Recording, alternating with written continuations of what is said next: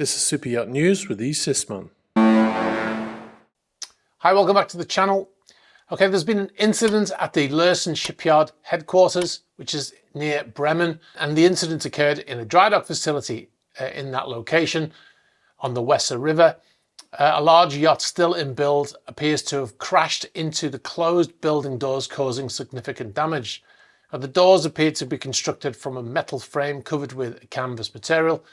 Now, furthermore, the movable bridge that was in front of the doors looks to have been hit and has also collapsed into the water. You can see in the images, the videos and the images here, that there's a green object in the water. That is a bridge.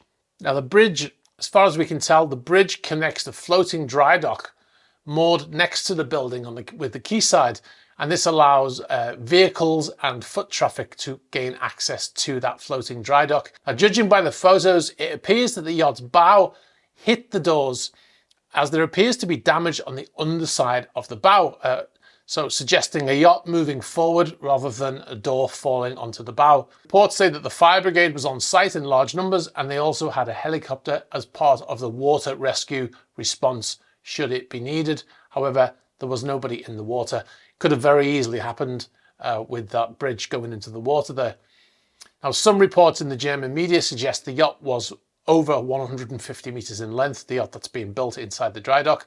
However, the yacht in build is believed to be Project Alibaba, which is a 136 meter or 446 foot yacht. Now, the yacht was, according to sources, originally ordered by Leonard Mikkelsen as a replacement for motor yacht Pacific X.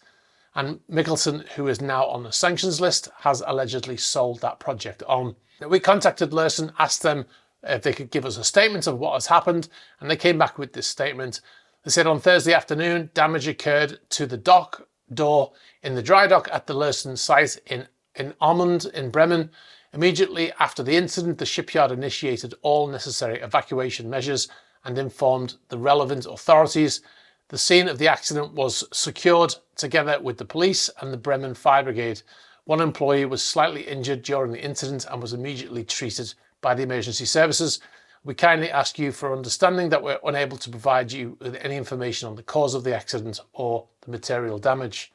Like I said earlier, it was lucky there was no vehicle or pedestrians on that bridge, as it could have been much worse. We'll bring you updates on this, of course, when we get more information. So we'll move on now.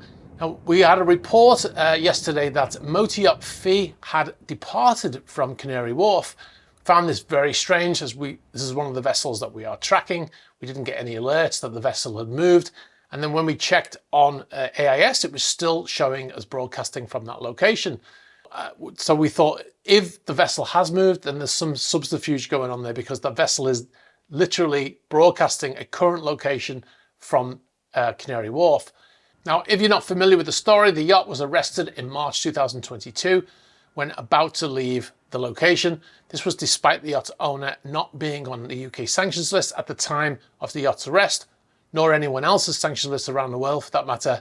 And even now, almost 24 months later, since that yacht was blocked from leaving, the UK government has not found anything to sanction the man with. And you can be sure that they're looking, right? And yet his yacht remains arrested, prevented from leaving. The yacht was pretty much brand new when arriving in London, which was not that long after his sea trials were completed. The UK government stance, based on a court ruling that happened recently, was that he's a wealthy Russian and needs to come out and make statements against the war. Luckily, our office is actually not that far away from this location, the Canary Wharf location where Phi is docked. So we sent someone up to check it out. But as you can see, the yacht is still there, looking actually quite nice with her lights on, even though she's not fully lit up. Nice excuse to look at the yacht anyway in this nighttime footage. All right, so we'll move on to our Friday Yacht Spot. A bit of a quick fire version today, as we've got quite a lot to go through. We've got a single still photograph here in the port of St. Thomas in the US Virgin Islands. But oh, so many yachts in this one photo. First and foremost, you can see motor yacht Coru there, which was recently in Port Everglades in Florida. The super sailing yacht, 127 meter sailing yacht there, largest sailing yacht in the world, privately owned. Along with Coru support yacht, motor yacht Abiona, also in that photograph. And then you can also see on the right hand side there, that's Motor Yacht Rising Sun. And then lastly, half in the photograph on the left hand side, that is the brand new Motor Yacht Obsidian. So next photo, this is Motor Yacht Bravo Eugenia in London. The vessel is currently docked alongside HMS Belfast, which is a World War II warship that is now a permanent museum docked in London. Looking great again in the dark pictures with a very cloudy sky there, which is pretty standard for the UK in winter. Now we'll move on to sunnier climates. This is Antigua. We've got some photographs from the Antigua Charter Show, which was held last week. And this video that you're looking at right now was posted on the Estella Yachting Agency social media page. And it's like a time lapse of them walking around the marina there. But we've got some still images of some of the yachts because you can't really make anything out in that, it's so fast. No points for guessing this one. There's Motor Yacht Alfa Nero still stuck there while they're waiting for this court case to make a decision on, I guess.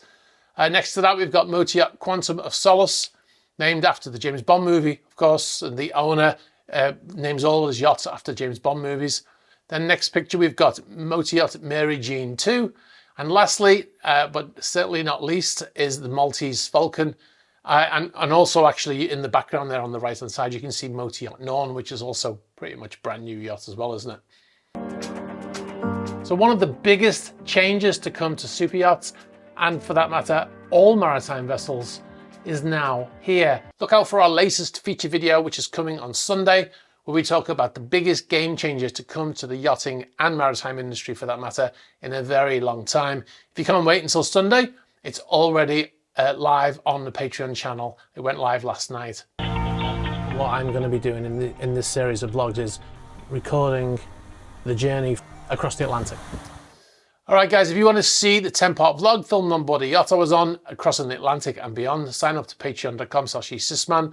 You'll find behind-the-scenes videos and extras not published on YouTube, including behind-the-scenes videos from our recent trip to Italy, Monaco, and France. We also recently made a video showing how we make Super Yacht News videos, as well as the Patreon chat series and the Patreon-only Q&A series. There's a recent one of those up there as well. You'll get early access to all our YouTube features advert-free. All right, guys, if you've got any information about any of the stories here or any other stories, please be sure to get in touch. You can get us in the email address in the ticker tape here. You can get us on the About page of the YouTube channel. You can get us on Instagram, on Facebook Messenger, on Twitter, and on Threema. Be sure to like this video, very important for the algorithm. Hit the subscribe button and hit the bell for future notifications. And like I said, look out for the video on Sunday, but otherwise have a great weekend.